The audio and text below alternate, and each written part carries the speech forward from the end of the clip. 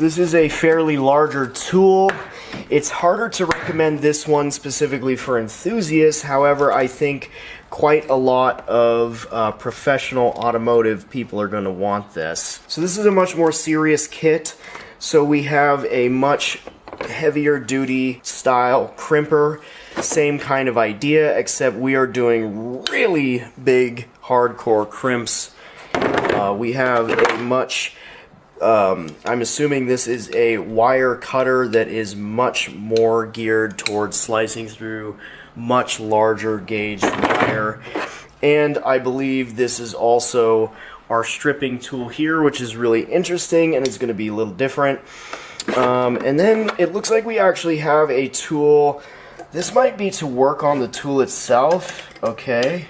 It fits all of those, so that's interesting. So now that we have all of our stuff for battery repair, I say we go ahead and try and do it. Alright, so this is much more of a kind of hardcore, big deal sort of thing. I'm not even 100% sure if I have a battery lug that I can even do this with, to be honest with you. We are going to go ahead and try this out. Alright, so we clamp on this. This is essentially just a blade that clamps down, and then what we can do is we can work our way around, maybe lightly adding some pressure, but our spring should do it, and that should be enough to cut our insulation nicely. So I think that spring probably just has enough spring pressure to clamp down through the insulation and not the metal, but it definitely got it. Pulling this off might be tough, and actually it looks like we cut quite a few strands with that actually, so that's not good. Let's try it again. This will give us an opportunity to do this. Now I'm not blaming the tool on any of this. Alright, so that cable cutter definitely cut through our battery cable. One more time. Just gently, and I'll go around once, nice and gently. That time, I didn't add any pressure. Okay, so on that, I let the spring do all of the work, and it didn't cut any of that wire at all.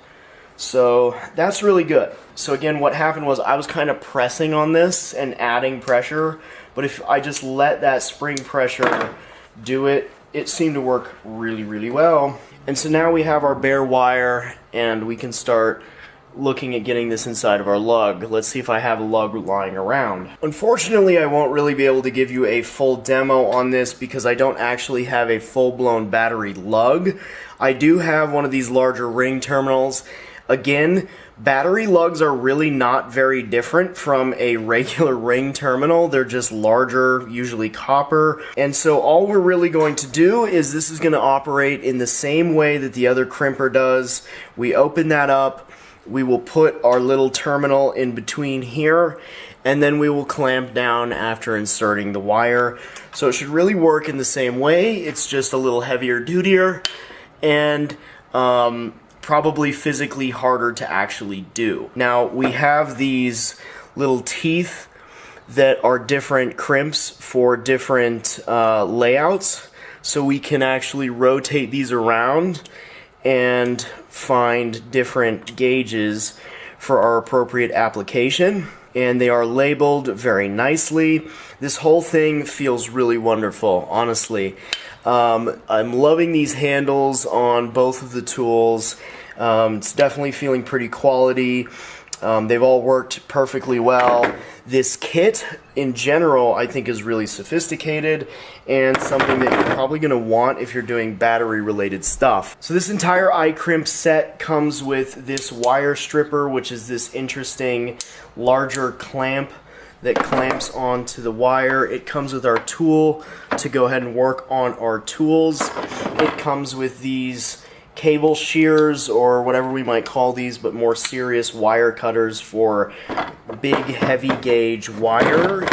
And then we have the tool itself, of course, which is our large heavy duty battery lug crimping tool. This is a little harder to recommend to do-it-yourselfers at home because chances are you're not going to be doing the volume of battery repairs that warrants buying a tool like this.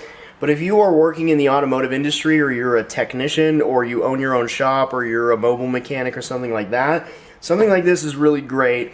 And I think this will allow you to do almost any starting charging system wire repair.